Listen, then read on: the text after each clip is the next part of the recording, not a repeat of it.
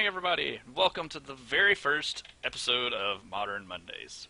I'm your host, Backwards Hero, and today we're going to be talking about the Modern Menace, some other things that are going on in the modern landscape, announcement of a new set that's potentially going to be useful for Modern and any Eternal play, which I'm very excited about. Gonna have a deck tech for you for a deck that I've been working on for about the last month or so. And I'll kind of wrap it up with just a little bit of talking about what's to come, the show's format going forward, and how you can send in questions for the next episode. So, let's get started with talking about everybody's favorite, the Modern Menace. I know they're called Eldrazi, and they're giant, colorless monsters that are here to destroy the multiverse, and apparently the Gatewatch was able to take care of it.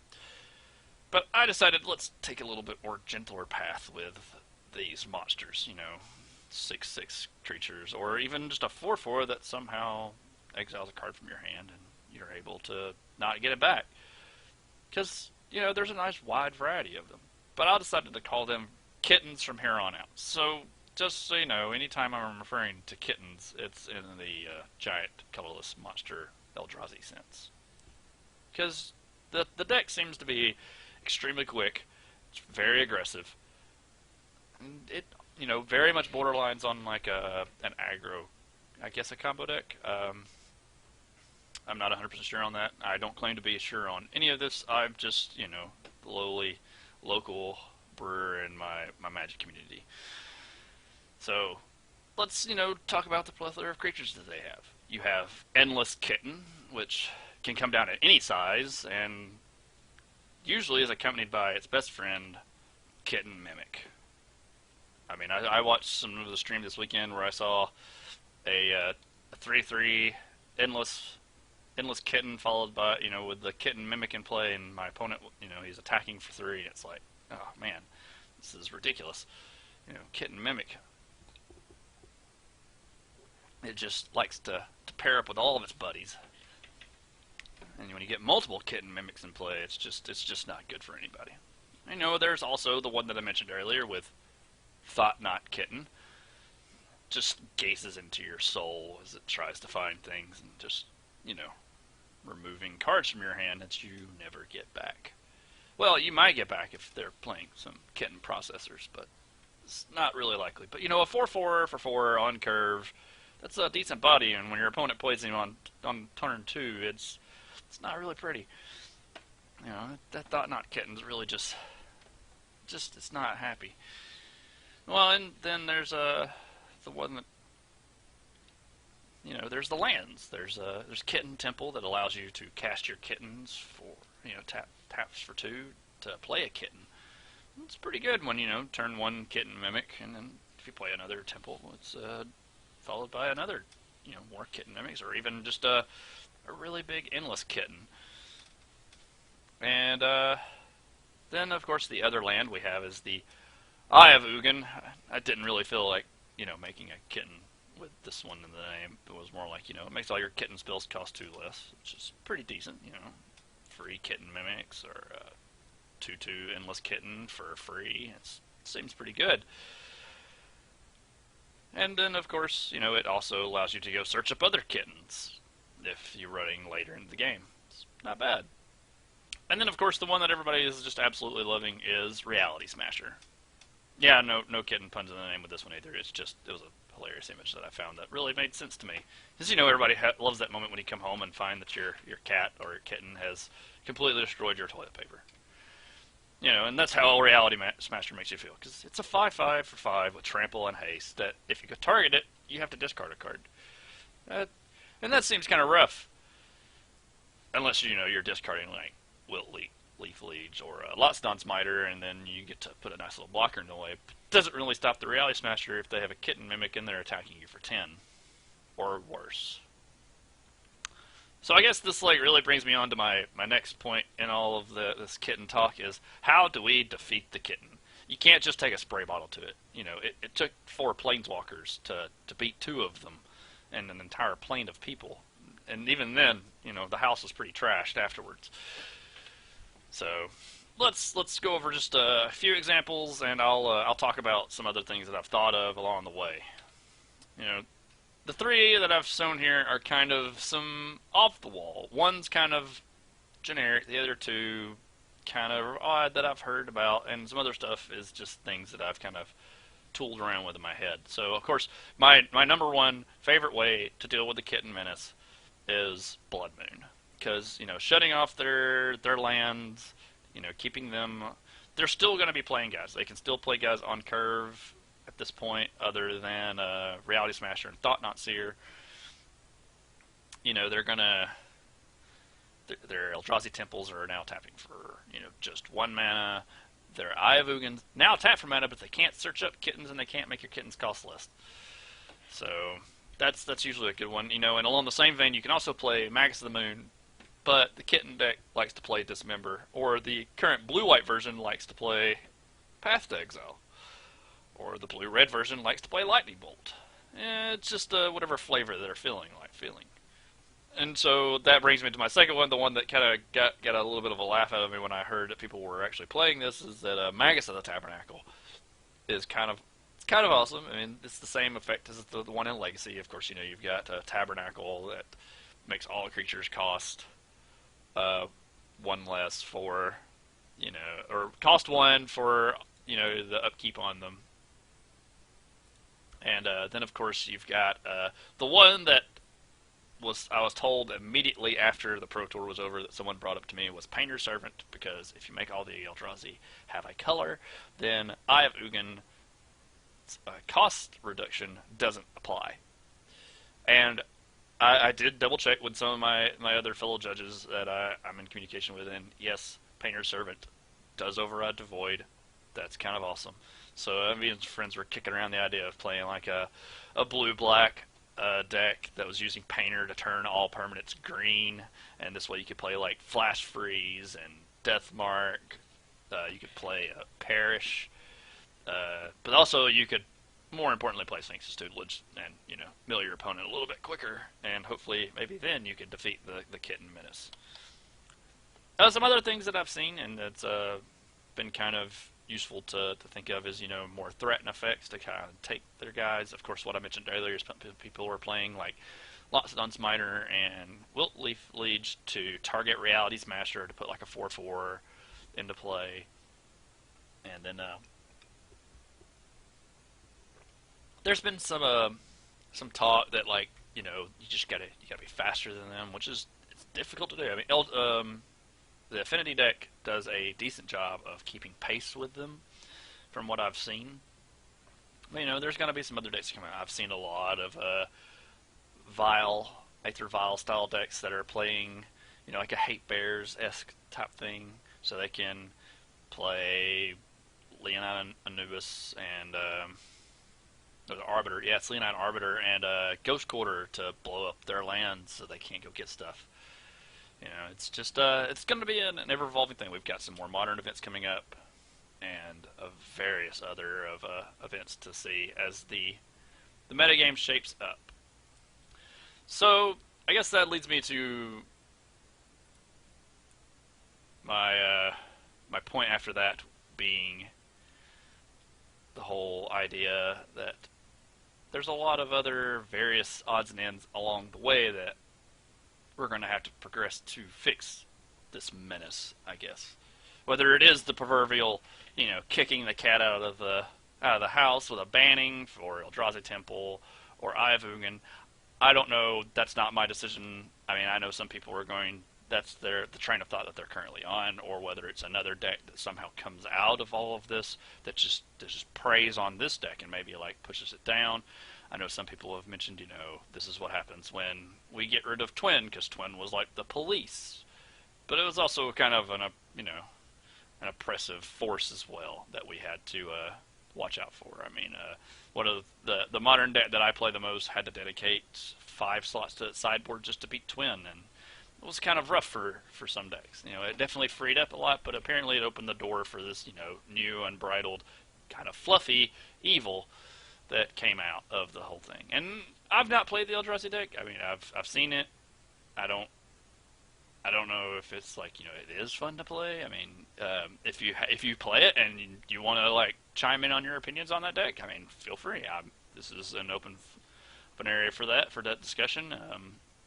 I'm not gonna, dismiss someone else's opinion about that deck over someone else's. It's all about just gathering information and trying to figure out how to make a very healthy metagame for everybody. And so, with the end of talking about Modern here, we can talk about the other kind of news that we got from last week was the announcements of Eternal Masters, which seems like a great idea. For some, I know some people were kind of a little bit upset about it because some of the cards might go down in value. I mean, even as a judge, I have some judge foils, and that might bring the value down on them some. But we have to look forward to the fact that they're going to reprint Force Will. Maybe this is Wizards of the Coast trying to push their Eternal formats a little bit better and giving a little bit more support. We're getting Wasteland and Force, and then what else? Who knows? I'm not going to speculate right now. I like to kind of be surprised to see what's going to happen, but I'm also glad the fact that they've acknowledged the fact that it's going to be a supplement for Vintage, Legacy, Modern, and Pauper, and Commander and Cube, so that's good to know.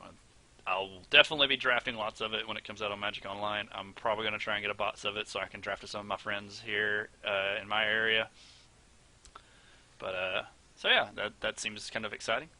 And so kind of wrapping up all of the first part of the show, I'm going to move on to the part that kind of most people have heard about, and what Quad Nines was talking about is my deck techs. So, this is my recent creation that I've been working on and tuning. I don't actually have all the cards, but I have a friend that's testing the deck for me, and I'm kind of helping him along with it. But let me increase the size here so you guys can see the cards a little bit better. There's a card that I absolutely enjoyed playing, and that is Ice-Crown Scepter. A card that was banned and extended, not so much anymore in Modern, and I think it was a card that a lot of people have forgotten about. And for those who know me and those that don't, I really enjoy playing crazy decks.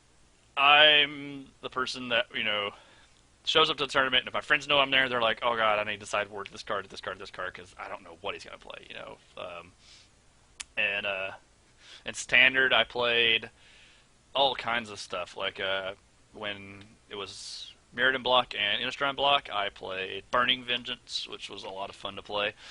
I played the Seance combo deck, the one that uses Laboratory Maniac and Mirror Mad Phantasm to, mill itself and win the game with putting the Laboratory Maniac in play.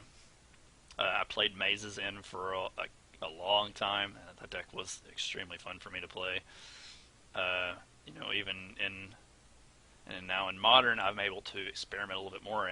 This is one of the decks that I'm playing. The other deck that I'm also playing right now, which if you look carefully, it's over here. It's I've been playing Restore Balance, and I have a tutelage deck, but I will discuss those next week. There we go. Didn't mean for that to happen. And those are my next shows. More decks to come along, other things that I'm working on. So, more talking about this deck right here. The great part about Ice-Crown Scepter is, of course, you can put split cards on there.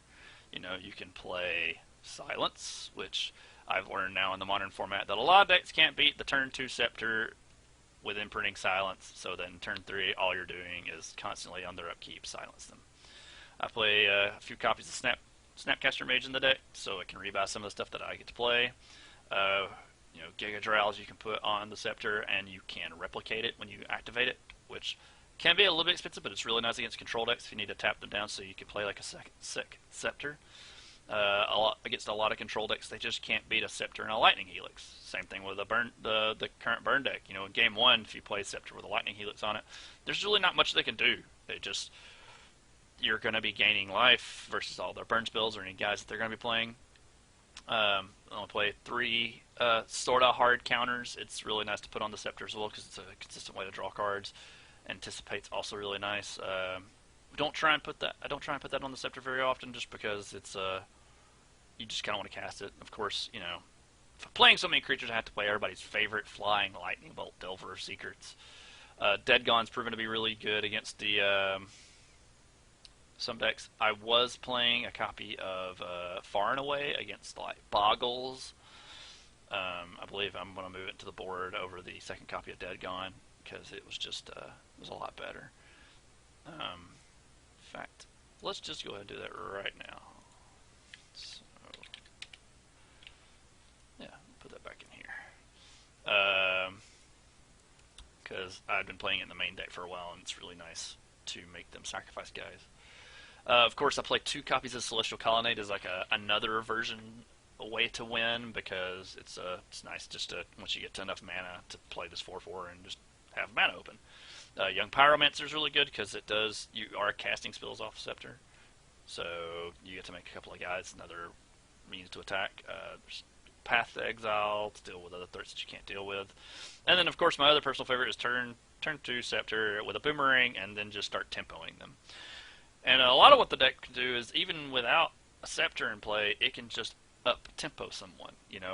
It's your second turn and your opponent's playing their second land and you were on the play. Just casting a Boomerang to bounce their land back is even just kind of a big advantage in tempo for you. Or if your opponent's scape shift is getting ready and they hit their 6th land, they're on 5. They're gonna hit 6 this turn. They're gonna play Titan. Just popping off silence, just preemptively to slow them down is really useful.